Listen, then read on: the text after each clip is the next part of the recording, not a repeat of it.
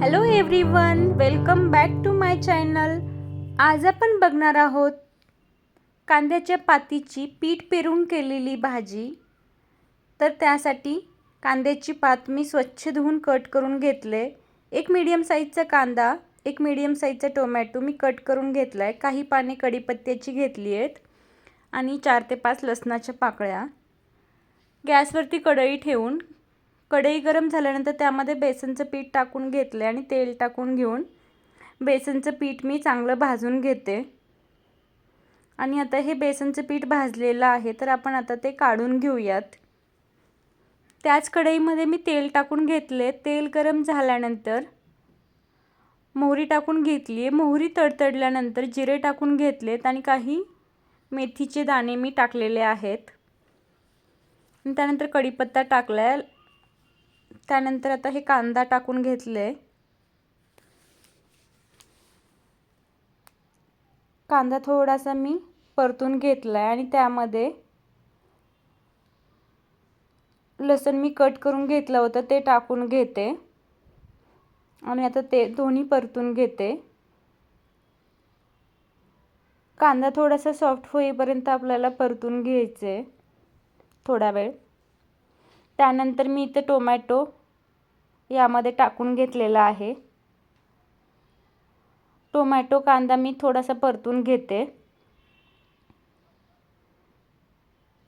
आता हा टोमॅटो कांदा थोडा परतून झालेला आहे, तर यावरती टोमॅटो सॉफ्ट होण्यासाठी मी हे झाकण ठेवून देते. थोडंसं झाकण ठेवल्यानंतर टोमॅटो थोडासा सॉफ्ट होतो, म्हणून मी झाकण ठेवले. हे 1 ते 2 मिनिटासाठी झाकण ठेवून द्यायचं, म्हणजे टोमॅटो थोडासा सॉफ्ट होतो. आणि आता हा टोमॅटो थोडासा सॉफ्ट झालेला आहे, तर यामध्ये मी कांद्याची पात होती त्यामध्ये मी लाल तिखट टाकून घेते. 1.5-2 चमचे मी लाल तिखट टाकले आणि चिमूटभर हळद टाकून घेतली आहे. आणि त्यामध्ये टेस्टनुसार मीठ टाकून घ्यायचं.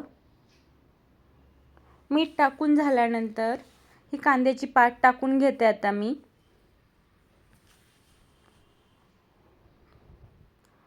आणि कांद्याची पात कच्ची आहे तर थोडंसं खूप सारी वाटते. कांद्याची पात, कांदा, टोमॅटो आपण हे सगळं एकत्र थोडंसं खूप वेळ परतून घेऊयात, म्हणजे कांद्याची पात अशी सॉफ्ट होते. काही जण कढईवरती झाकण पण ठेवतात, म्हणजे कांद्याची पात लवकर सॉफ्ट होण्यासाठी. मला जास्तीची कांद्याची पात सॉफ्ट झालेली आवडत नाही, त्यामुळे मी कांद्याची पात अशीच मी फिरवून घेते हे भाजी.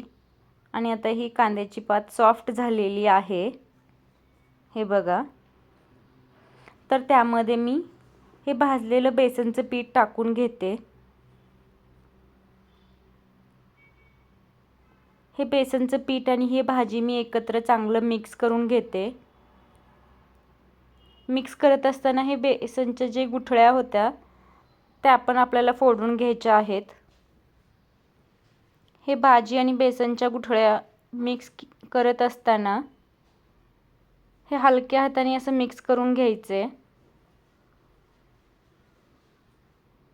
कारण भाजीचं टेक्स्चर आणि टोमॅटो कांद्याचं टेक्स्चर दिसलं पाहिजे. तर यावरती मी हे झाकण ठेवून घेतलेलं आहे थोडंसं बेसनचं पीठ वाफण्यासाठी. हे 2-3 मिनिट मी भाजी वाफवून घेतलेली आहे. ही बघा अशी चटपटीत भाजी बनवून रेडी झाली आहे. आवडल्यास लाईक, शेअर, सबस्क्राईब करायला विसरू नका. थँक्यू.